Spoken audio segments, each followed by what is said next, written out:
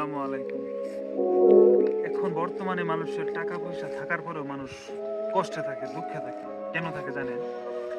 তাদের চাহিদা এমন পর্যায়ে পৌঁছে গেছে, লাখ টাকার মালিক, কোটি টাকার মালিক, তারপরেও তার মনের ভিতরে চাহিদা যে আরো কিছু যদি আমার থাকতো, আরো কিছু টাকা পয়সা থাকতো, আরো কিছু সুন্দর একটা বাড়ি হইতো, আরো একটা গাড়ি হইতো। এই যে মনে একটা মনে করেন যে লোভনীয় বাসনা যে চাহিদা, এই চাহিদার কারণে কিন্তু মানুষ কষ্টে থাকে। আপনি আজকে আজকে থেকে এই মুহূর্ত থেকে একটা জিনিস চিন্তা করবেন যে আমার আর কিছু প্রয়োজন নেই। যা আছে আলহামদুলিল্লাহ এনাফ। এই চিন্তা যদি মনের ভিতরে আনতে পারেন, আজকে থেকে আপনার জীবনে সুখ চলে আসবে।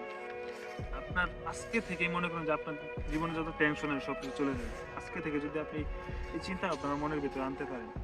আর মনে করেন যে কিছু মানুষ আছে লাখ, লাখ টাকা, কোটি, কোটি টাকার মালিক। তারপরেও তার চিন্তা ভাবনা একটাই যে আমার যদি আরো কিছু থাকতো, আমি সুখে থাকতাম। এই যে একটা চিন্তা ভাবনা এটা কিন্তু তাকে রাত্রে ঘুমাইতে দেয় না।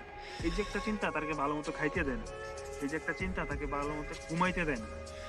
এই যে একটা আশা তার মনের ভিতরে, এই আশা ভরসা সব ছাইড়া দেয়া সাধারণভাবে জীবনযাপন করা শিখেন।